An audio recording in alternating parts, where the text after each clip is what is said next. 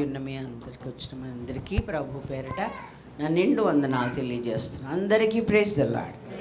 అలాగే దైవజనులకు వారి కుటుంబానికి నా నిండు వందనాలు తెలియజేస్తూ ఉన్నా. దేవునికి స్తోత్రం. హల్లెలూయా.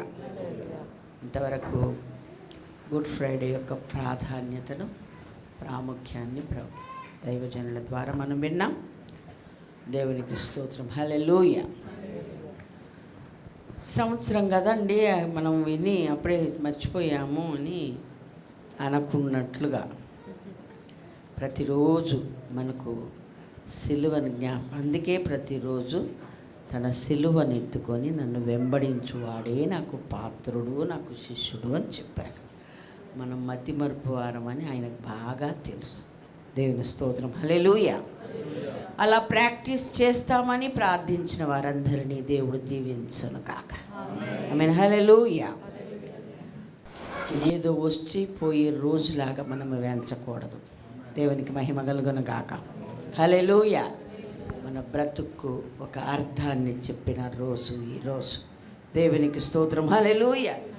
ఈరోజే కనుక మనకు లేకుంటే, ఈరోజు యొక్క ప్రాధాన్యతను మనం గ్రహించకపోతే ఇంకా మనము క్రైస్తవులమని పిలవబడ్డం వ్యర్థం. దేవుని వాక్యంలో నుండి కొన్ని విషయాలు మనం చదువుకుందాం. యోహాను సువార్త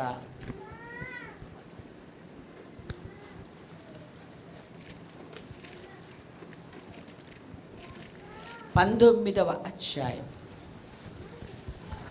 5వ వచనం చదివి సహాయం చేయండి. ఆ ముండ్ల కిరీటమును ఊదారంగు వస్త్రమును ధరించిన వాడై యేసు వెలుపలికి రాగా పిలాతు, ఇదిగో ఈ మనుష్యుడు అని వారితో చెప్పెను. ప్రధాన మహాగణుడా, మహోన్నతుడా, పరిశుద్ధుడా, ప్రేమ స్వరూపి, మీకే వందనాలు, స్తుతులు, స్తోత్రాలు చెల్లిస్తూ ఉన్నాం. మా మంచి కాపరి, నీకు వందనాలు. మరొకసారి మీ పాదాల చెంతకొచ్చి అయ్యా మీ సన్నిధిలో ఈ ప్రత్యేక దినమందు మా బ్రతుకులో శుభకరమైన ఈ దినమందు మేము కలిసి నేను స్తుతించుటకు, అయ్యా వాక్య సత్యములు నేర్చుకున్నటకు, నీ సన్నిధిలో మమ్మను మేము అయ్యా ఒక్కసారి సరి చేసుకున్నటకు మీరిచ్చిన ఈ భాగ్యం కొరకు స్తోత్రాలు.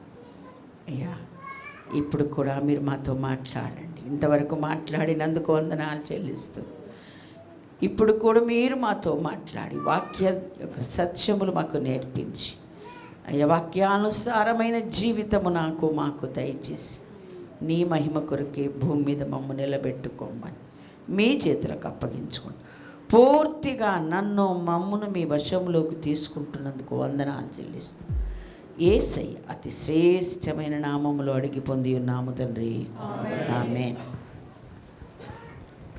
ప్రభువైన యేసుక్రీస్తు వారు నరావతారిగా 33.5 సంవత్సరాలు భూమి మీద బ్రతికి ఎందు నిమిత్తమే నేను వచ్చి తిని అని చెప్పాడు. ఎందు నిమిత్తము అంటే మరణించడానికే పుట్టాను అన్నాడు. మనం కూడా మరణించడానికే పుట్టాం. కానీ మన మరణము ఆయన మరొకరకు మరణిస్తే మనం ఆయన కోసం మరణించడంలో అర్థం ఉంటుంది. దేవునికి స్తోత్రం. హల్లెలూయా. అందుకే రక్షించబడ్డాం మనం. అందరికీ మరణం వస్తుంది. పుట్టలోని చెదలు పుట్టదా గెట్టదా వేస్ట్ అనే దాని అర్థం కదా. ప్రయోజనము లేని బ్రతుకు, ప్రయోజనము లేని మరణం వలన ఎవరికీ ప్రయోజనము లేదు, దేవునికి మహిమ కలగదు. ప్రభు తన కుమారుడిగా ప్రభు అయిన యేసుక్రీస్తును భూమి మీదకి పంపింది ఎందుకు అంటే ఆయన చెప్పాడు ఇందుకోసమే. దేవుని స్తోత్రం. హల్లెలూయా. ఆ యొక్క గడియలు రానే వచ్చాయి. ప్రభు అయిన యేసుక్రీస్తు అప్పగించేవారు అప్పగిస్తూ ఉన్నారు. న్యాయాధిపతి దగ్గరికి తీసుకొని వచ్చారు.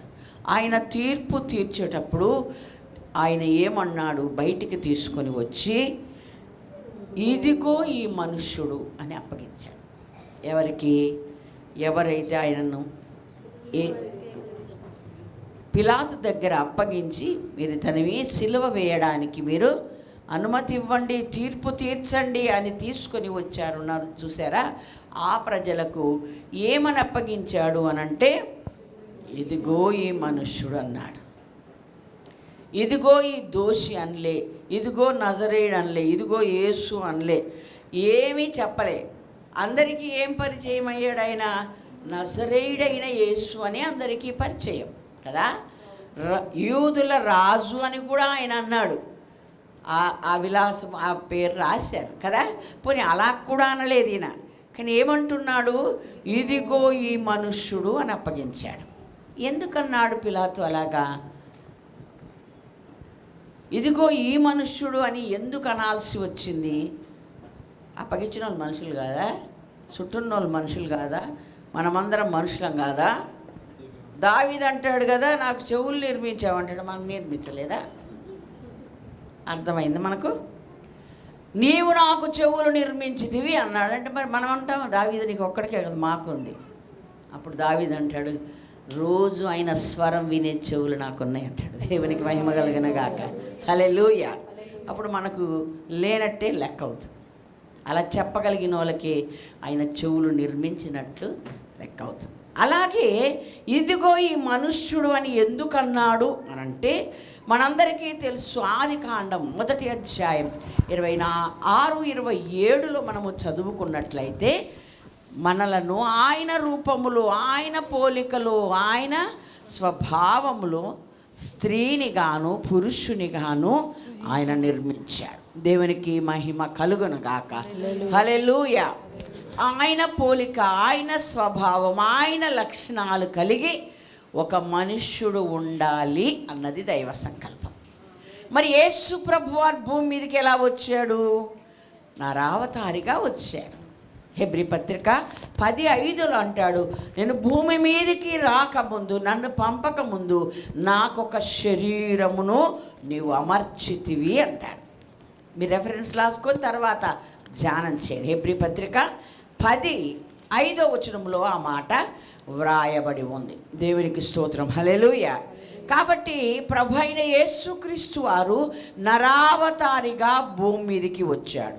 ఎందుకు వచ్చాడు? మరి శరీరం అమర్చబడి శరీరాకారముతో నరుడుగా భూమి మీదకి ఎందుకు రావాల్సి వచ్చింది అంటే, మనకు తెలుసు రోమాపత్రిక 8:4లో ఉన్నది, శరీరమందు శిక్ష విధించబడేది ఉంది గనక శరీరాన్ని వచ్చాడు కదండి. మనం గతంలో కూడా తెలుసుకున్నాము, రక్తం మాంసములో ఆయన పాలివాడయ్యాడు. కావల సహోదరుల వంటి వాడు కావలసి వచ్చింది. దేవుని స్తోత్రం. హల్లెలూయా.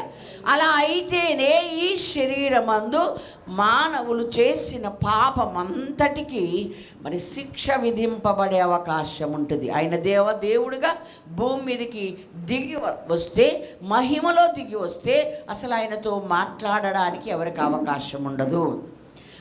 అందుకని ఆయన మహిమనంతా తగ్గించుకొని ఆ తర్వాత శరీరం ఎందుకు దాల్చాడు అనంటే, శరీరసారిగా అయిపోయాడు మానవుడు, మహిమనంతా పోగొట్టుకొని. ఎవరు? ఆదాము సంతతి అయిన మనందరి మీద పాపం ఏలుతుంది గనక పాపమునకు శిక్ష విధించబడే విధానం శరీరమందే జరగాలి గనక ఆయన శరీరమును దాల్చవలసి వచ్చింది అని దేవుని వాక్యం ద్వారా మనం అందరము నేర్చుకుంటున్నాం. దేవునికి స్తోత్రం. హల్లెలూయా. సరే, ఆయన శరీరముతోనే ఉన్నను. కొలస్సీ పత్రికలో మాట రాయబడి ఉంటుంది, 2:9 చదువుదాం. ఏలయనగా దేవత్వం యొక్క సర్వ పరిపూర్ణత శరీరముగా క్రీస్తునందు నివసించుచున్నది. చాలండి. ఆయన సంపూర్ణంగా మానవుడు, సంపూర్ణంగా దైవత్వంలో ఉన్నవాడు. దైవత్వము, దేవత్వము దేవుని ఆ శరీరములో సంపూర్ణంగా నివసిస్తుంది.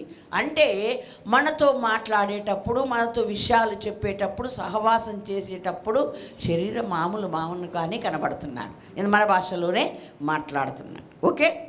కానీ తర్వాత ఆయన యొక్క లక్షణాలు, ఆయన క్రియలు, ఆయన విధానము చూస్తుంటే ఈయన దేవుడు అనిపిస్తుంది. దేవునికి మహిమ కలుగును గాక. అంటే దేవునితో సహవాసం చేయుటలో, దేవునితో మాట్లాడుటలో, తండ్రి చిత్తము చేయుటలో, తండ్రి తండ్రి అని నిత్యము దేవునితో కలిగిన ఆ బంధము అవన్నీ చూస్తున్నప్పుడు, ఆ లక్షణాలు, ఆ మాటలు చూస్తున్నప్పుడు అమ్మైన దేవుడు అనిపిస్తుంది. దేవునికి మహిమ కలుగును గాక. హల్లెలూయా. అంటే దైవ మానవుడిగా సంపూర్ణంగా భూమి మీద ఆయన బ్రతికాడు. దేవునికి మహిమ కలుగును గాక. హల్లెలూయా. కాబట్టి మనం ఏమని అర్థం చేసుకోవాలి? మనం ఈ గ్రంథంలోని అన్నీ మనము చదువుకుంటున్న ఎన్నోసార్లు నేర్చుకున్నాము. ఆయన శరీరధారి అయిన దినముల్లో మహారోదనముతో కన్నీళ్లతో తన్ను మరణము నుండి రక్షింపగలవానికి ప్రార్థనలు, హెబ్రీ 5:7 ఆ మాట రాయబడి, ప్రార్థనలు, విజ్ఞాపనలు, యాచనలు చేసి భయభక్తులు కలిగి ఉన్నందున ఆయన అంగీకరించబడ్డాడు. ఇంకా బాలుడుగా 12 ఏళ్ళప్పుడే లూకా 2:49 అంటాడు కదా, ఏంటి నన్ను ఎందుకు ఎత్తుతున్నారండి మీరు? అమ్మా, నేను తండ్రి పనుల మీద ఉండాలని మీకు తెలియదా అన్నాడు. దేవుని స్తోత్రం. హల్లెలూయా. ఆయన పుట్టినప్పుడు దేవుడుగానే ఆరాధించబడ్డాడు. దేవునికి మహిమ కలుగును గాక. యూదుల రాజుగా పుట్టినవాడు ఎక్కడ ఉన్నాడని ఆయన దైవత్వమును తెలిసేలాగా జ్ఞానులైన ఆరాధించారు. దేవునికి మహిమ కలుగును గాక. కాబట్టి ఆయన నరుడుగా వచ్చాడు, కానీ ఎక్కువ శాతం దైవ నరుడు అని రుజువుపరచబడుతూ ఉన్నాడు. దేవునికి మహిమ కలుగును గాక. ఇంకా ఆయన ఏం చేశాడు అనంటే, బోధించేటప్పుడు యోహాను 7:16 ఈ బోధ నాది కాదు, ఆయనది. దేవునికి మహిమ కలుగును గాక. హల్లెలూయా.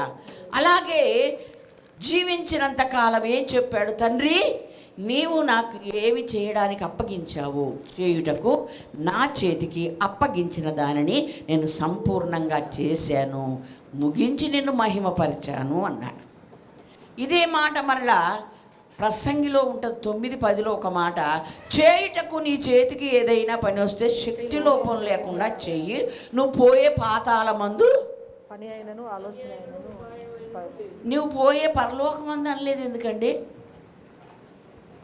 చెప్పింది అయిపోతే పోవు, పరలోకం పాతాళం పోతామని గుర్తు చేశాడు. అది దేవుని మహిమ కలుగునుగా. ఆయన చెప్పేది ఒకటి, నువ్వు చేసేది ఒకటి అయితే పోయేది ఆడికే. అప్పుడేదో చేద్దామని, అయ్యో నేను ఇక్కడికి వచ్చానని ధనవంతుల్లాగా తడుముకొని అప్పుడు సువార్త చెప్పాలని ఆశ అప్పుడు వస్తుంది ఆయనకు. అప్పుడు నా తమ్ముళ్ళు నశించిపోతున్నాను, నా సహోదరు అప్పుడు వచ్చిందా లేదా అండి? అలాంటి ఆలోచనలు ఎవరికైనా వస్తే ఆ పాతాళంలో ఇంకేం ఉండదు అని చెప్పారు.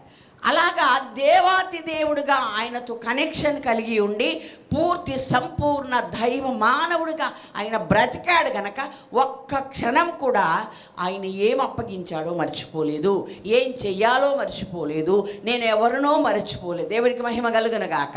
హల్లెలూయా. దేవుడితో కనెక్షన్ ఏ విధంగా ఆయన ఏర్పరచుకొని దివారాత్రులు ఎలా ప్రార్థించాడో, ఏ విధంగా మొరపెట్టాడో, ఏ విధంగా ఇహలోక మాలిన్యం అంటకుండా తను జాగ్రత్త పడ్డాడో, ఇవన్నీ మనకు గ్రంథంలో నేర్పిస్తున్న హెబ్రీ 4:15 ఏమని ఉందంటే, ఆయన మన వలననే శోధింపబడినను ఆయన పాపము లేనివాడుగా ఉన్నాడు. దేవునికి మహిమ కలుగును గాక. హల్లెలూయా.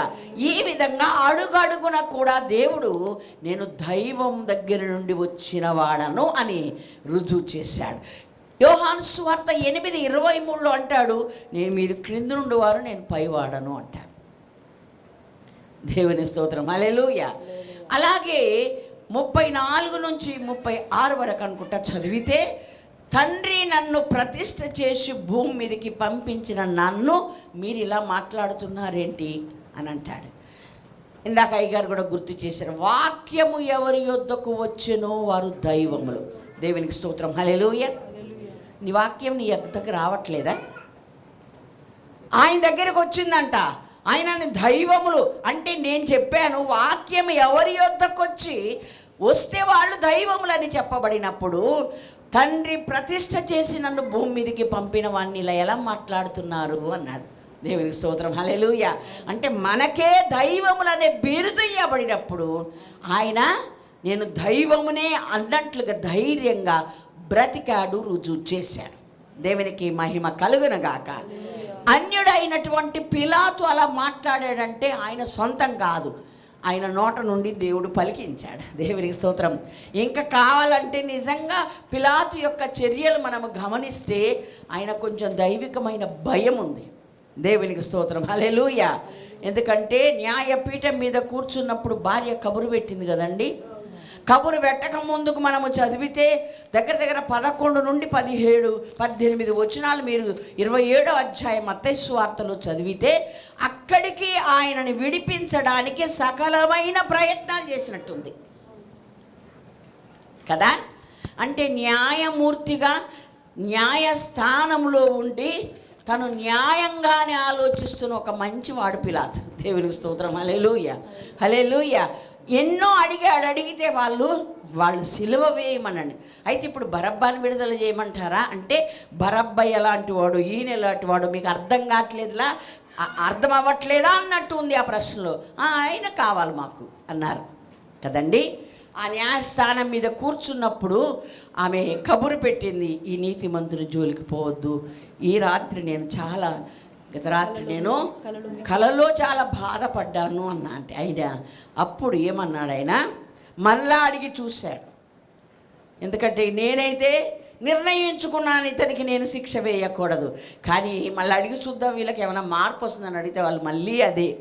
అందుకనే వారందరి ఎదుట నీళ్లు తీసుకొని చేతులు కడుగుకొని నేను నిరపరాధిని అన్నాడు. వాళ్ళు ఏమన్నారండి, రక్తం మా మీద మా పిల్లల మీద ఉండుగాక అన్నారు.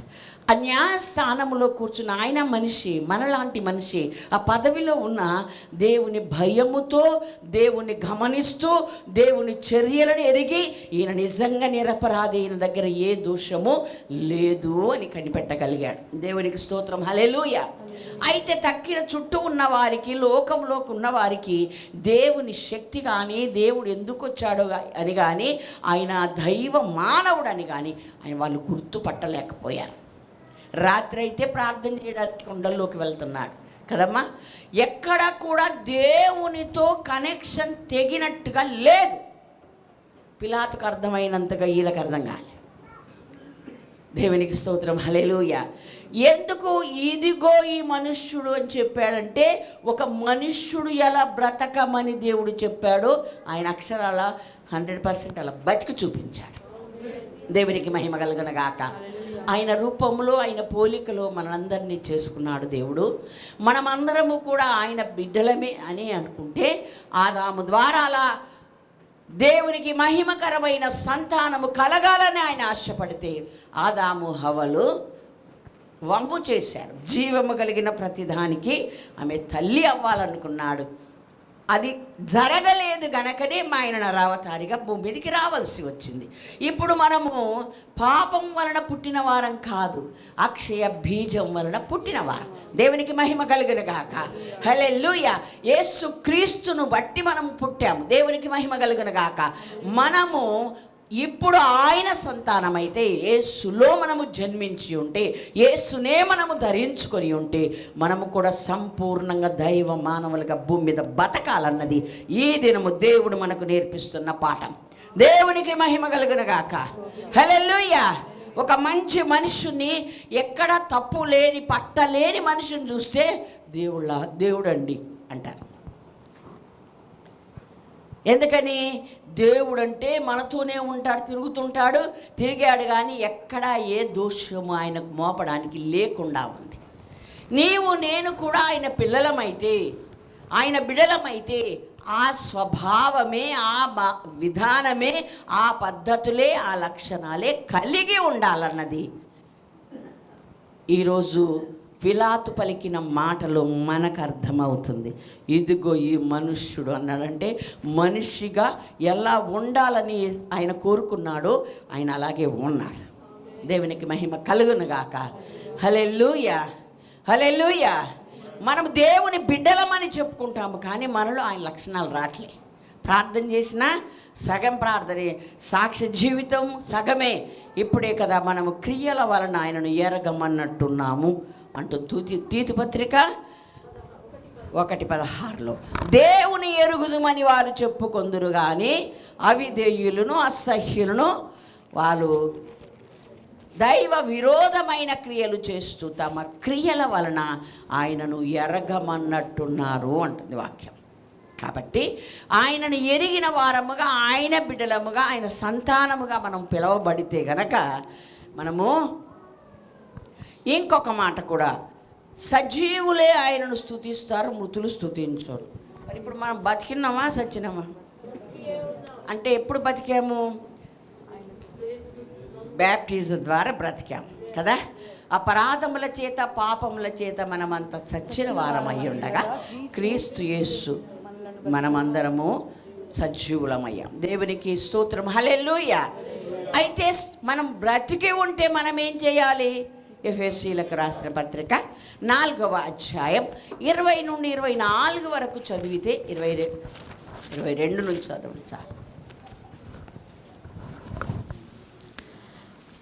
కావున మునుపటి ప్రవర్తన విషయంలోనైతే మోసకరమైన దురాశ వలన చెడిపోవు మీ ప్రాచీన స్వభావమును వదులుకొని మీ చిత్తవృత్తి యందు నూతనపరచబడిన వారై నీతియు యథార్థమైన భక్తియు గలవారై దేవుని పోలికగా సృష్టింపబడిన నవీన స్వభావమును ధరించుకొనవలెను. స్తోత్రం, హల్లెలూయా. మన చిత్తవృత్తి యందు మార్పు కలగాలి అంటుంది వాక్యం. దేవునికి స్తోత్రం, హల్లెలూయా. చిత్తవృత్తి అంటే మనస, వాచ, కర్మన అన్నమాట మన తెలుగు భాష. ఓకే, అంటే మనస్సు మారాలి, మాట మారాలి, క్రియలు మారాలి. అంటే మనస్సు మారితే మాట మారుతుంది, క్రియలు కూడా మారుతాయి.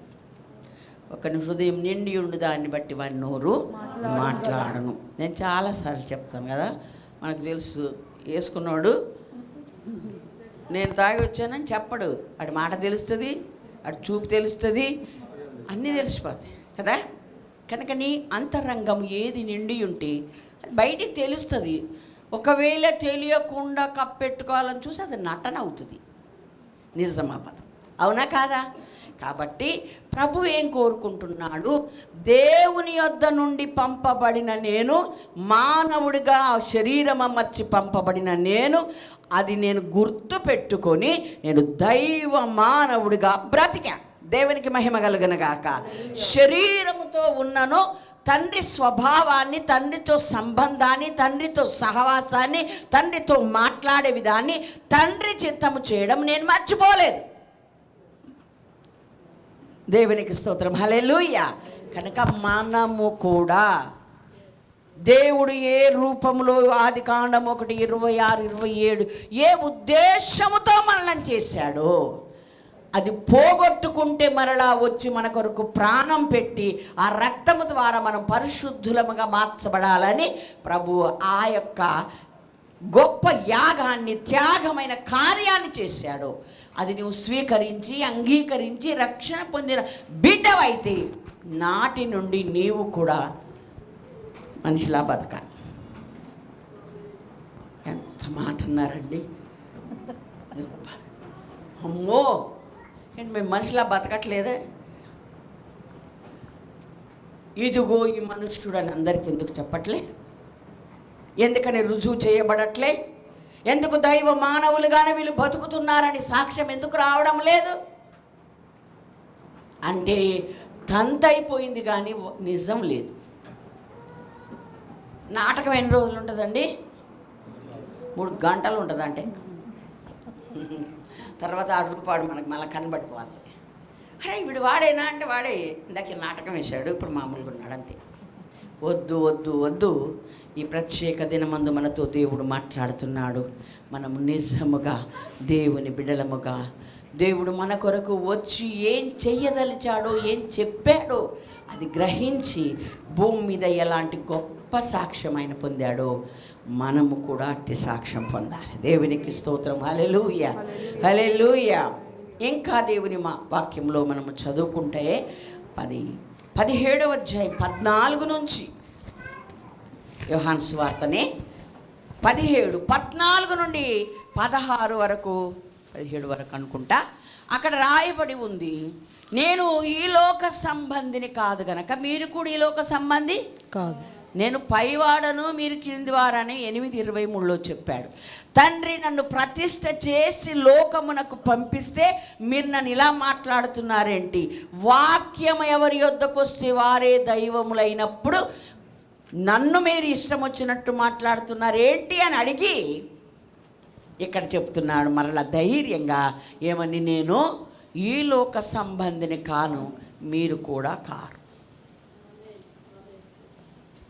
మీరేమనాలా, మనం ఏమనాలి అప్పుడు? అవును స్వామి, మేము కూడా ఈ లోక సంబంధులము అంటే ఏం చేయాలా? బతికి చూపియాలి. దేవునికి మహిమ కలిగిన గాక. హల్లెలూయా. మనలను చూచిన వారు సాక్ష్యం ఇవ్వాలి. పిలాతు అంటాడు మామూలుగా కాదు, ఇదిగో ఈ మనుష్యుడు అంటే, మనుషుడు ఎలా ఉండాలని దైవం కోరుకున్నాడు అలాగే ఉన్నాడు ఈయన. దేవునికి మహిమ కలుగును గాక. భూమి మీదనే సృష్టించాడు, ఏదేనులోనే వారిని పెట్టాడు. కానీ తన రూపం, తన పోలిక, తన స్వభావం, తన లక్షణాలు ఇచ్చాడు. అంటే ఏదేను తోటలోనే దేవునితో అలాగ దేవుని పోలికలు బతకాలన్నది దేవ నిర్ణయం. దేవునికి మహిమ కలుగును గాక. అలాగే ఆదాము అవ్వల ద్వారా, అవ్వని చేశాడు చేయలేదా? ఇద్దరు అంతే కదా. అయితే వారి ద్వారా అలాంటి సంతానమే భూమి మీద ఉద్భవించాలి, ప్రబలాలి అన్నది దైవ నెరవేర్పు. దేవుని స్తోత్రం. హల్లెలూయా.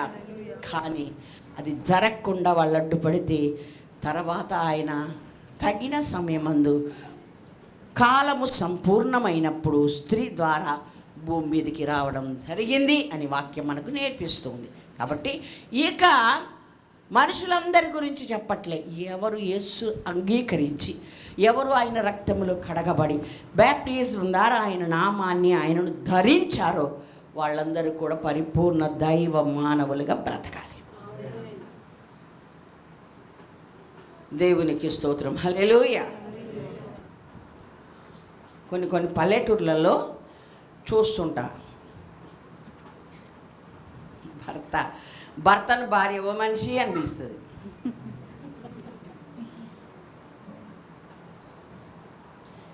ఓకే, ఇంకా రకరకాలు పిలుస్తారులేండి. అయితే అంటే ఏంటి? ఆయన కూడా అంతే పిలుస్తాడు. ఓకే, వారు ప్రభు చెప్పిన, దేవుడు చెప్పిన ధర్మాల ప్రకారం పద్ధతిగా బతుకుతున్నారు అనుకుంటా. అందుకని పాపం మనిషి అని దేవుడైన మనిషి అంటాడు, అయిపోయింది. కానీ ప్రభు ఉద్దేశం ఏంటి? దైవ మానవులుగా బ్రతకాలి.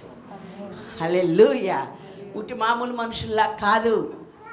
ఎందుకంటే ఎప్పుడైతే పండు తిన్నారో మహిమంతా పోగొట్టుకొని మామూలుగా అయిపోయారు. వారికి అర్థం కావట్లేదు, కానీ వారు పాపంలో ఉన్నారని ఆయనకు అర్థమయ్యే కదా ఆయన తగిన సమయమందు నరావతారిగా భూమి మీదకి వచ్చాడు. తిరిగి ఆయన రూపంలోకి రావడానికే ఈ కార్యమంతా జరిగించాడు. అందుకే ఈ శుభదినం మన కొరకు ఏర్పాటు చేయబడింది. కనుక దేవుడు అంటున్నాడు, ఈ రోజున కనుక ఆయన రక్తములో మన పాపములు కడగబడితే, ఆయన కృపచేత పాపం నుండి విమోచించబడి నీతిమంతులముగా మార్చబడిన వారమైతే, బ్యాప్టిజం ద్వారా క్రీస్తు యేసులోనికి బ్యాప్టిజం పొందిన మనం అందరము క్రీస్తును ధరించుకొని ఉన్నామంటే, మరి క్రీస్తు కనపడాలా వద్దా? ఈ వస్త్రాలు కనబడుతున్నాయా లేదా? దేవునికి మహిమ కలుగును గాక. కాబట్టి క్రీస్తును ధరించుకుంటే ఆయన మాత్రమే కనబడాలని దేవుడు ఆయన అనుసరించి క్రియల ద్వారా రుజువు చేసి చూపించాడు. గనుకనే పిలాతుకి ఇంకొక మాట పలకలేకపోయాడు, ఇదిగో ఈ మనుష్యుడు అన్నాడు. దేవునికి స్తోత్రం. హల్లెలూయా. కనుక మనము కూడా దైవ నరులముగా భూమి మీద ఉండగానే మనము రుజువు చేసుకోవాలి. చూద్దాం 2వ పేతురు పత్రిక అనుకుంటా 1:4 వచనములో ఏమని ఉంటుందంటే, మొదటి అధ్యాయం 4వ వచనములో దైవ స్వభావమందు మీరు పాలివారు కావాలి. దేవునికి స్తోత్రం. హల్లెలూయా. హల్లెలూయా. మనము ఆయన స్వభావంలో పాలివారం కావాలండి. ఆ పాలివారం కావాలంటే ఎఫెసీయులు ఇందాక చదువుకున్నాం, మన చిత్త వృత్తి యందు నూతన పరచబడాలి, పాతదంతా పోవాలి. దేవునికి మహిమ కలుగును గాక. ఏ రోజున? బ్యాప్టిజం పొందిన రోజునే. అక్కడ నుండే మనము ఒక ప్రత్యేకమైన వారంగా భూమి మీద మనుషులందరికీ కనపడాల్సిన అవసరము ఎంతైనా ఉంది. అక్కడ అంటాడు యేసును గూర్చి 20వ వచనములో యేసును గూర్చి ఆయన సత్యాన్ని గుర్చేసి 4:20 నేను చెప్తున్నా. అక్కడ అలా ఉంటే మీరు క్రీస్తును అంతగా నేర్చుకున్నవారు కాదు అంటాడు. ఏమండి, క్రీస్తు నేర్చుకోవాలంటే బైబిల్ చదవాలి. చదువు నేర్చుకోవాలంటే బుక్స్ చదవద్దు, అవునా? చదువుతామా లేదా? అలాగే క్రీస్తు నేర్చుకోవాలంటే వాక్యం చదవాలి. చదివితే మీరు ఏమవుతుంది, మీకు ఆటోమేటిక్గా కింద రాశాడు, మీ చిత్త వృత్తి యందు మార్పు కలిగి మీరు ఆయనలాగా ఉంటారు. దేవునికి మహిమ కలుగునుగాక. హల్లెలూయా. ఆయన ఉద్దేశం అదే, ఆయన ఏర్పాటు అదే, ఆయన సంకల్పం అదే. అది చేయడానికి ఆయన 2025 సంవత్సరాల క్రితం భూమి మీదకి నరావతారిగా వచ్చి ఈ శుభదినమున గొప్ప త్యాగం చేశాడు. దేవునికి స్తోత్రం. హల్లెలూయా. అయితే మనము ఎప్పుడైతే ఆయనను అంగీకరించామో, ఎప్పుడైతే ఆయనను తెలుసుకున్నామో, మనమందరము ఆ స్వభావములోనికి మారిపోవాలి. దేవుని మనస్సు కలిగి ఉండాలి. ఫిలిప్పీ 2:5 ఉందా లేదా? క్రీస్తు కలిగిన ఈ మనస్సు మీరు కూడా కలిగి ఉండండి. దేవునికి మహిమ కలుగును గాక. కాబట్టి మనము కూడా ఆ మనస్సు కలిగి ఉండాలి. ఆ స్వభావములో మనము పాలివారం అవ్వాలి. దేవుని స్వభావం ఏంటిదంటే, నాలో పాపమున్నదని మీలో ఎవడు స్థాపించునని సవాలు విసరగలిగిన స్వభావం. దేవుని స్వభావం నిత్యము దేవునితో సంబంధం కలిగి ఉండే దైవ లక్షణాలను కనపరిచేది. దేవునికి మహిమ కలుగునుగాక. ఒక్క క్షణం కూడా ఎడబాసి ఉండలేనంత బంధం ఆయనకు కదండి. అందుకే ఎందుకు వదిలిపెట్టావు? ఒక్క క్షణం దేవుడు చెయ్యి విడిస్తే తట్టుకోలేకపోయాడనమాట. సంసోన్ అయితే అసలు ఉన్నాడో వదిలేడో తెలియదు. మరి సంసోను అయితే మొత్తం పోయినోడు లెక్క. కానీ దేవుని స్వభావము దైవముతో సంబంధం ఉన్నవారైతే ఆ కొంచెం ఎడబాటు తట్టుకోలేక వెంటనే అయ్యా నా చెయ్యి నువ్వెందుకు విడిచావు అని అడిగాడు కదా. కాబట్టి యేసుక్రీస్తు వారు భూమి మీద ఒక మనిషి ఎలా ఉండాలో ఆయన చేసి చూపించాడు, రుజువు చేసి చూపించాడు, బ్రతికి చూపించాడు, మాట్లాడి చూపించాడు, నడచి చూపించాడు, తండ్రితో సహవాసం కలిగి నిరూపించాడు. 1 గంట ప్రార్థన చేయడం మనకు చేత కాదు, ఆయన ప్రార్థన చేయటంలో రాత్రి గడిపాడు. దేవునికి మహిమ కలుగును గాక. ఏమండి, ప్రార్థన కోపం వస్తే కూడా ప్రార్థన చేసుకోవచ్చండి. అన్నమ్మ చేయలే, సమూయేలు చేయలే, పిచ్చి పని చేశాడు సౌలు అని తెలియగానే నిద్రపట్టలే, రాత్రి అంతా మొరపెట్టాడు. కారణం ఏదో ఒకటి ఉంది, కలిసి వస్తే కూడా ప్రార్థన చేయొచ్చు. దేవునికి మహిమ కలుగును గాక. తండ్రితో సంబంధం పోగొట్టకుండా ఉండాల్సిన ముఖ్య అంశం ప్రార్థనే. ఆ బతుకులో మనకు ఆ అలవాటు కానీ ఆ విధానం కానీ లేకపోతే చాలా కష్టం. ఎందుకంటే ప్రార్థనలో మనం ఆయనతో సంభాషిస్తాం గనక తప్పకుండా ఆయన మన దోషములను, మన అపరాధములను, మన అవివేకాన్ని, మన అజ్ఞానాన్ని ప్రేమ కలిగిన దేవుడు మనకు తెలియజేస్తాడు. ఆయన ముఖకాంతి మన మీద ప్రసరించబడుతుంది, రహస్య పాపాలన్నీ కనబడిపోతాయి. దేవునికి స్తోత్రం. హల్లెలూయా. ఆయన అసలు చాలామంది రక్షించబడిన విధానం చెప్తారు. నేను ఆ గదిలో ఉండగా ఆయన వెలుగు నా దగ్గరికి వచ్చింది, ఆ వెలుగు నేను చూశాను, అప్పుడు నా బ్రతుకు నాకు అర్థమైంది, నేను మారిపోయాను. ఎంతమంది సాక్ష్యాలు మనం వింటాం. కనుక ఇంకా ఎప్పుడో రక్షణ పొందేసిన మనం ఇంకా అవసరం లేదనుకోకుండా ప్రతి దినం లోకంలో ఉన్నాము గనక ఆ దుమ్ము ధూళి శాపం, అందుకే ఇహలోక మాలిన్యము తనకంటకుండా తన్ను తాను కాపాడు. ఆయన అదే చేశాడు. ఆయన నరావతారిగా ఉన్నప్పుడు హెబ్రీ 5 ముందు శరీరధారి అయిన దినముల్లో మహారోదనముతోను కన్నీళ్లతోను మరణము నుండి, ఎందుకంటే ఎంత గొప్ప యాగము నేను నరుడిగా బతికితే నేను చేయలేను. ఎక్కడైనా మాటలో, ఆలోచనలో, క్రియల్లో పాపం అంటుకుంటే ఈ మహాయజ్ఞాన్ని నేను చేయలేను. కనుకనే నేను అది జరిగించాలి గనక, నువ్వు అందుకు నన్ను అంగీకరించాలి గనక నన్ను కడుగు, నన్ను ప్రక్షాళనం చేయమని ఆయన శరీరంతో ఉన్నన్ని రోజులు బతికి ప్రార్థన చేశాడు. ఆ మహాగరుడైన దేవుడు, మహిమలో నివసించే దేవుడు, సమీపింపరాని తేజస్సులు ఆయన మాత్రమే వసిస్తున్న ఆ దేవునితో ఈ ప్రాణం పోయేది ఆలస్యం లేదు. మనం అక్కడికి వెళ్ళి ఆయనతో ఉండాలి. తగుదుమా? ఉండగలమా? ఆ స్థాయి ఉందా? ఆ స్థితి ఉందా? ఆశపడతాం మనం అందరం. కళ్ళు మూసుకొని పారంభోగానే అక్కడికి వెళ్ళిపోతే బాగుండాలి. ఎస్, మంచిదే. కానీ ఉండగలమా? ఇక్కడ నీవు భూమి మీద సంపూర్ణ దైవ మానవుడిగా బతికి నిరూపిస్తే నీకు ఇంకా ఫికర్ లేదు. ప్రాణం పోగానే ఆయన దగ్గరకు ఉంటా. ఆయన చెప్పాడు, మరియా నన్ను ముట్టుకోకు, నేను నా తండ్రి దగ్గరికి వెళ్తాను. దేవునికి మహిమ కలుగును గాక. హల్లెలూయా అన్నాడా లేదా? తండ్రి దగ్గరికి పునరుద్ధానం అవ్వగానే వెళ్ళాలి అని అంటే ఆ పునరుద్ధాన శక్తి కలిగిన అభిషేకం ఆత్మ నీలో నివసించాలి అని కూడా చెప్తుంది. దేవునికి స్తోత్రం. హల్లెలూయా. ఆ అగ్ని అడుగడుగున అనుకనువు నిన్ను కాల్చి నిన్ను పవిత్రుడిగా పరిశుద్ధునిగా మార్చగలదు. వాక్యం కూడా అగ్నేనండి, అవునా? నా మాట అగ్ని వంటిది కాదు. ఆ మాటను నువ్వు ఎప్పటికప్పుడు స్వీకరించావు అనుకో, చెత్త ఆలోచనలు, చెత్త క్రియలు, చెత్త కాల్చబడుతుంది. దేవునికి మహిమ కలుగును గాక. గతంలో నేర్చుకున్నాం, మన చెత్త మన బాధ్యత. నేర్చుకోలే? ఇక్కడ కూడా చెప్పాను, దేవుడు ఇక్కడ కూడా మాట్లాడాడు.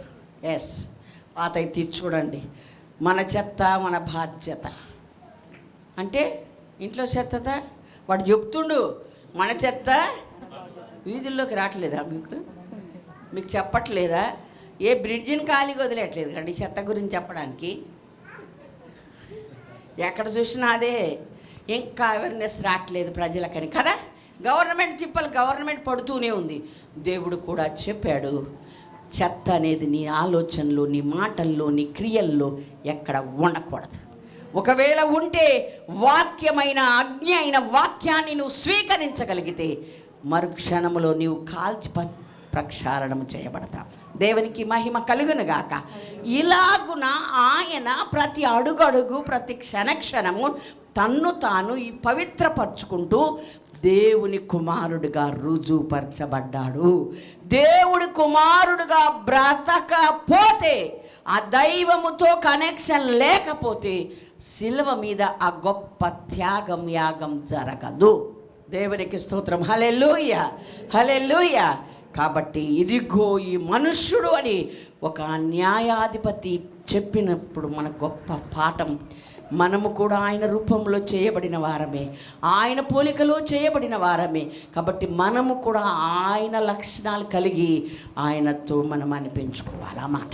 దేవునికి స్తోత్రం. అంటే దైవ నరులముగా బ్రతకాలి. అంటే దైవం కనబడాలి, భూమి మీద మామూలు మనిషిలాగానే నువ్వు బ్రతకాలి. ఇట్లెట్లా సాధ్యం అంటే ఆయన ఎలాగ బ్రతికి మనకు చూపించాడో ఆ లక్షణాలు, ఆ గుణగణాలు మనం కలిగి భూమి మీద బ్రతకాలి అని దేవుడు ఆదేశించి చెప్పినది కాక ఆదేశించినది ఏది నువ్వు చేసినది పాపమే. దేవుని స్తోత్రం. హల్లెలూయా, హల్లెలూయా. బైబిల్ అంతా కూడా చెయ్యమన్నది చెయ్యి, వద్దన్నది మానివేయమన్న ఒక్క మాటలో సంక్షిప్తమై ఉన్నది. దేవునికి స్తోత్రం. హల్లెలూయా. మరి ఎందుకు అలా అని ఉంటాడు? 28వ వచనంలో దేవుడు ఏమన్నాడు? ఫలించండి, అభివృద్ధి పొందండి నిండి కదా. ఎలాంటి వాళ్ళగా? ఆయన పోలికలు, ఆయన రూపంలో, ఆయన స్వభావంతో చేసి ఇప్పుడు మీరు ఫలించండి, ఇప్పుడు మీరు అభివృద్ధి పొందండి, మీరు విస్తరించండి, నిండించండి, లోపరుచుకోండి అని చెప్పాడు కదా. ఏలండి అని చెప్పాడు కదా. మరి వాళ్ళిద్దరిలో అది నెరవేరలే. ఆయన బిడ్డలో ఆయన నెరవేర్చాడు, మనం నెరవేర్చాలి. దేవునికి మహిమ కలుగును గాక. ఎన్నాళ్ళైనా నీ ఒక్కదానివే వస్తావు, నువ్వేం ఫలించినట్టు లెక్క. ఫలించడం అంటే ఏంటి?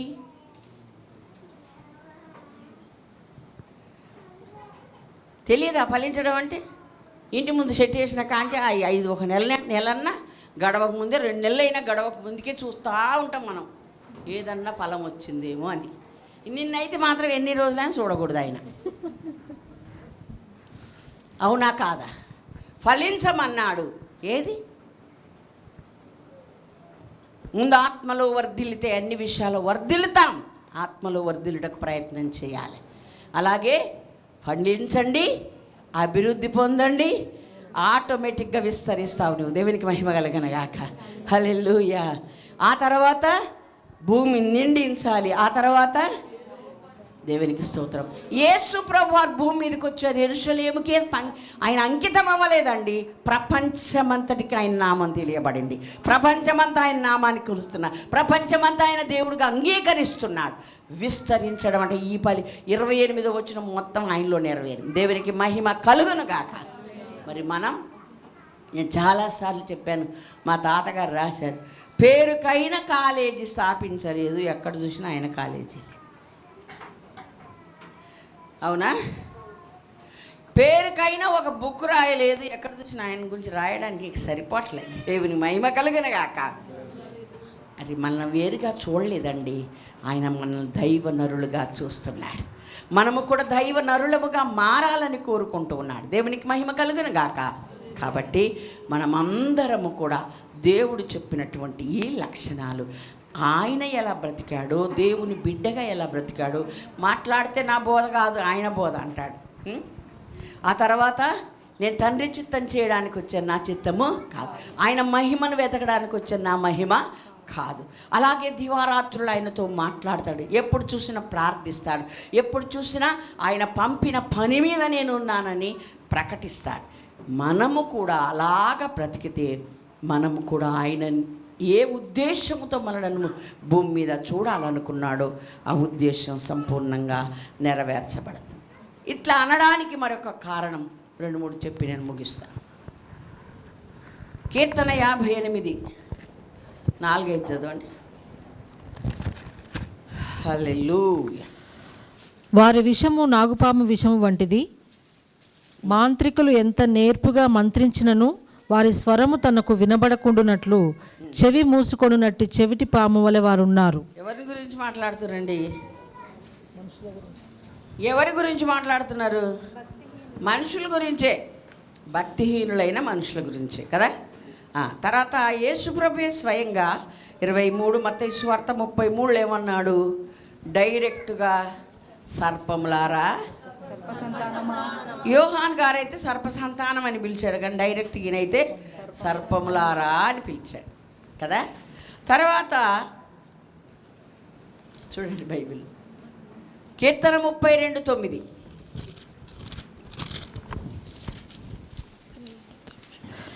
బుద్ధి జ్ఞానములు లేని గుర్రము వలనైనను కంచెర గాడిద వలనైనను మీరు ఉండకుడి. పోయి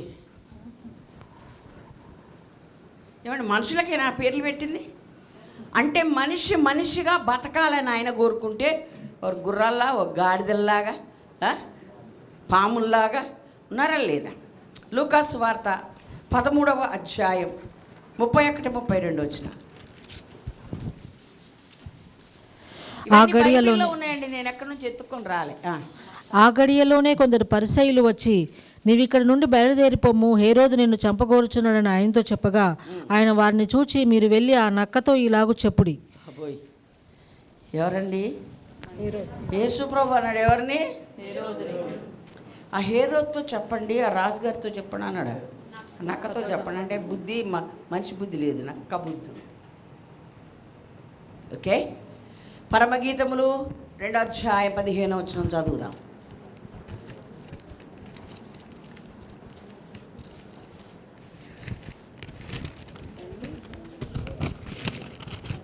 అవునా? 2:15. మన ద్రాక్ష తోటలు పూతపట్టి ఉన్నవి, ద్రాక్ష తోటలను చెరుపు నక్కలను పట్టుకొనుడి, సహాయం చేసి గుంట నక్కలను పట్టుకొనుడి. ఏమండి, ద్రాక్ష తోట అంటే సంఘం అండి. పాడు చేసే నక్కలు ఉన్నాయంట, గుంట నక్కలు ఉన్నాయంట. అంటే నక్కలు, గుంట నక్కలు ఎప్పుడు వచ్చినాయి మన సంఘానికి? ఏ సంఘానికైనా వస్తాయా? రావు కదా.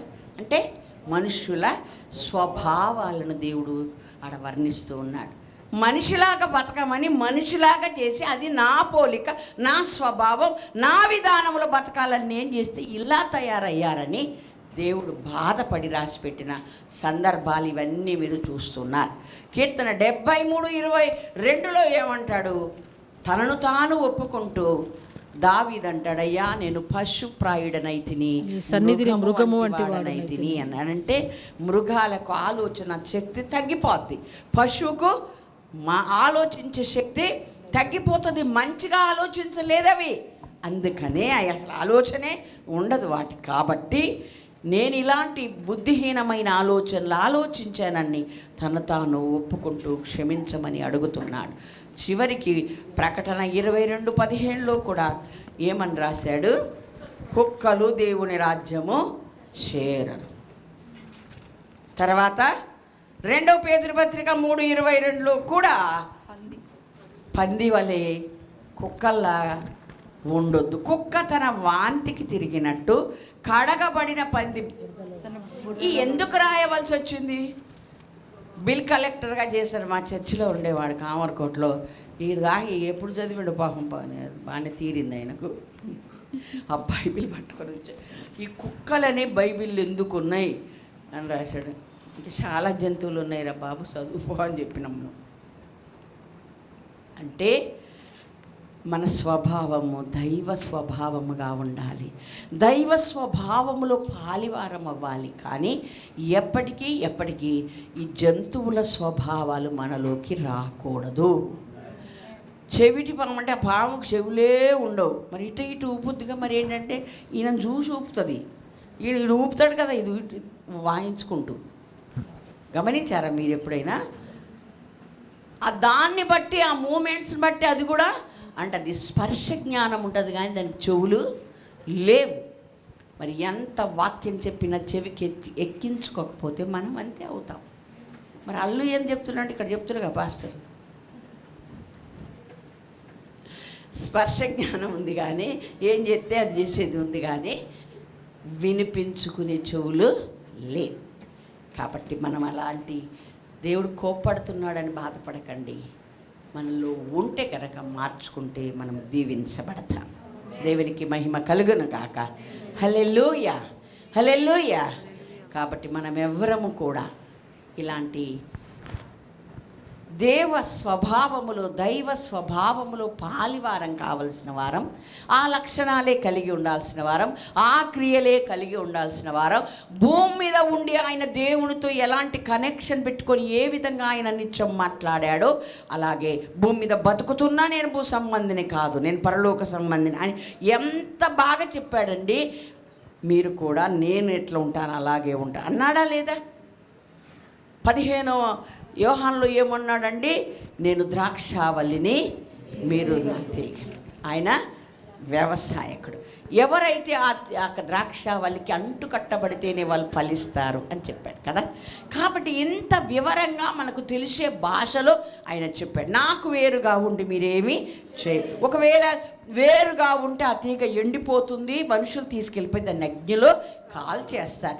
ఎంత వివరంగా వాక్యం చెప్పిన తర్వాత కూడా సర్వచిత్తంబు నీదేనయ్యా, నా చిత్తం మాత్రం నాదేనయ్యా అని పాటలు పాడుకుంటా అనుకుంటూ మనం తిరిగితే నష్టపోయేది ఎవరు కాదు, మనమే.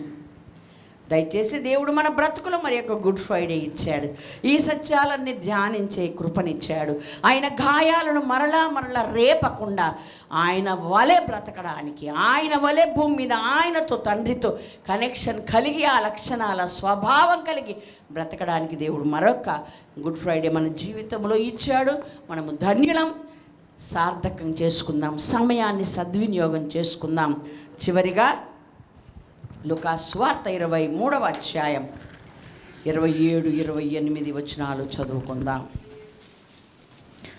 గొప్ప జన సమూహమును ఆయనను గూర్చి రొమ్ము కొట్టుకొనుచు దుఃఖించుచున్న చాలామంది స్త్రీలను ఆయనను వెంబడించిరి. యేసు వారి వైపు తిరిగి, యెరూషలేము కుమార్తెలారా, నా నిమిత్తము ఏడవకుడి, మీ నిమిత్తమును మీ పిల్లల నిమిత్తమును ఏడువుడి. చాలండి. జన సమూహము ఆయనను వెంబడిస్తుంటే స్త్రీల సమూహమే వెంబడించలే. జన సమూహం అంటే అందరు ఉన్నారు. సిలువను మోస్తూ ఆయన గొల్గొతాకు వెళ్తూ ఉండగా దేవుడు స్త్రీల వైపే తిరిగి ఈ మాట చెప్పాడు చివరికి. ఏమని? యెరూషలేము కుమార్తెలారా, నా నిమిత్తం ఏడవద్దు, మీ నిమిత్తం మీ పిల్లల. ఇప్పుడు చెప్పుకున్న స్వభావాలు ఎవరి అయినా లోన ఉంటే, మన ఇంట్లో వాళ్ళలో ఉంటే, మనలో ఉంటే, ఆ బాధ్యత ఒక అడుగు ఎక్కువ స్త్రీలకే దేవుడు చెప్పాడు. మీరు ఏడ్చి ప్రలాపించి ప్రార్థన చేయండి. ఎందుకని? స్త్రీని ఇల్లును కట్టమన్నాడా? ఇల్లును పరిపాలన చేయమన్నాడా? గృహ పరిపాలన చేయమన్నాడా? ఇప్పుడు ఏడ్చేది కూడా మీరేనట. రాజు, నువ్వెందుకు అలాంటి పిచ్చి పని చేశావంటే, అవి తెచ్చేదాకా నన్ను వదిలిపెట్టలేదు ప్రియదర్శిని అంటే ఇప్పుడు ఎవరు తప్పైనట్టు కదా? ఇలాగ ఎక్కడైనా మీ మగవాళ్ళు చెప్తున్నారేమో చెప్పకుండాన్నట్లు ముందుగా వాళ్ళ కోసం మీకోసం ఎడవమన్నాడు. అనడా లేదా? మీకోసం, మీ పిల్లల కోసం. అంటే నువ్వు వేడితే ఆయన మట్టిగా కరిగిపోతాడు. నువ్వు వేడు ఫస్ట్. అది విషయం. అనగా దేవుని పాదాలు పట్టుకొని ప్రార్థించి అంగలార్చి కుటుంబాన్ని సరి అయిన స్థాయిలోకి తీసుకురావాల్సిన బాధ్యత ఎక్కువగా స్త్రీలకే ఉంది. వీళ్ళు ఎంత ఏడ్చినా పట్టించుకోకపోతే అప్పుడు మగ ఆయనకు ఉంది, తర్వాత రేవు. ఓకే, తప్పకుండా ఉంది బైబిల్లో మాటలు. కాబట్టి ఈ సత్యం మనం గమనిద్దాం. అంటే దేవుడు ఒక అవకాశం ఇచ్చాడు. మీ ఇంటిలో మీరు దగ్గరుండి మీ అబ్బాయిని, మీ భార్యను, మీ భర్తను మీరు గమనిస్తూ ఉంటారు. మీ భర్తల్ని, మీ ఇంటి వాళ్ళని గమనిస్తూ ఉంటాడు. ఇప్పుడు చెప్పినటువంటి దైవ స్వభావము కాక మరి యొక్క జంతు స్వభావం, పాకే పురుగుల స్వభావం, ఇలాంటి పిచ్చి స్వభావాలు ఉన్నాయనుకో, ఆయన పాదాలు పట్టుకొని ముందు నీకుందేమో చూసుకో. అద్దం ఎవరిని ఫస్ట్ చూపిస్తుంది? మనల్ని మనం చూసుకొని, అలాగే మన ఇంటి వారి నడతలను బాగా కనిపెట్టే వారంగా మరి కొరకు ప్రార్థించాలి. జన సమూహమున్నను వాడికే దేవుడు ఎందుకు చెప్పాడు మనం అర్థం చేసుకుందాం. ఇలాంటి స్వభావం మన ఇంట వంట లేదు అంటారు కదా. ఏదైనా కొత్త సంప్రదాయం భర్త తీసుకొచ్చినా ఇది మన ఇంట వంట లేదని ఈమె ముందు లేస్తుంది. పిల్లలు తెచ్చినా ఈమె ముందు లేస్తుంది. అందుకే ఈమె ఏడవడానికి కూడా ఈమె లేవమని ప్రభు చెప్తున్నా. దేవునికి స్తోత్రం, హల్లెలూయా. ఒకవేళ నా కుటుంబం అంతా మంచిగా ఉన్నారండి, ప్రభులోనే ఉన్నారండి, యెరూషలేములో జరుగుతున్న హేయ కృత్యముల కొరకు ప్రార్థించి అంగలార్చాల్సిన బాధ్యత మన మీద ఉంది. దేవునికి స్తోత్రం, హల్లెలూయా. కనుక వీధులలో యవనులు లేకుండా మరణము మన కిటికీలను ఎక్కుచున్నదని ఇర్మియా గ్రంథం 9వ అధ్యాయం 20-21 వచనాల్లో రాయబడి ఉంది. కాస్తంత తెలివి జ్ఞానం కలిగిన స్త్రీలు ఎవరైనా ఉంటే రోధించండి, ఏడవండి అని ప్రభు చెప్తున్నాడు. కాబట్టి సిలువ ముందు జరిగిన సంఘటనలు చెప్పమన్నారు. ఆయన గూర్చి అలాంటి చక్కని మాట, తీర్పు వెలువడింది. ఆయనే మోస్తూ నేను దైవ మానవుడిగా 100% రుజువు చేసుకొని దైవ చిత్తాన్ని నెరవేర్చడానికి నేను వెళ్తున్నాను. ఇక మీరు మీ పిల్లల కోసం, మీకోసం ఏడవండి అని చివరి హెచ్చరిక దేవుడు చేశాడు. ఆయన దగ్గర నేరం లేదు, నేరం మోపాల్సిందేది లేదు. ఆయన అన్యాయపు తీర్పు పొందాడు. పిలాతు చెప్పి నేను ఇది అన్యాయం, నేను ఇందులో దోషిని కానని చేతులు కడుక్కున్నాడు. బయటికి తీసుకొచ్చి ఇదిగో ఈ మనుష్యుడు అని చెప్పాడు. దైవ మానవుడిగా 100% బ్రతికి ఆయన తండ్రి చిత్తం భూమి మీద నెరవేర్చి ఆయన పరలోకానికి వెళ్ళిపోయాడు. 3వ దినము లేచి. కాబట్టి మనము కూడా ఆ స్థాయిలోకి రావాలంటే భూమి మీద ఉండగానే దైవ స్వభావములు పాలివారం అవుదాం. ఆ లక్షణాలు కలిగి బతుకుదాం. ఆయన చిత్తమును భూమి మీద సంపూర్ణంగా నెరవేరుద్దాం. అట్టి కృప దేవుడు మనందరికి అనుగ్రహించును గాక. దేవుడి మాటలు దీవించును గాక. ప్రార్థన.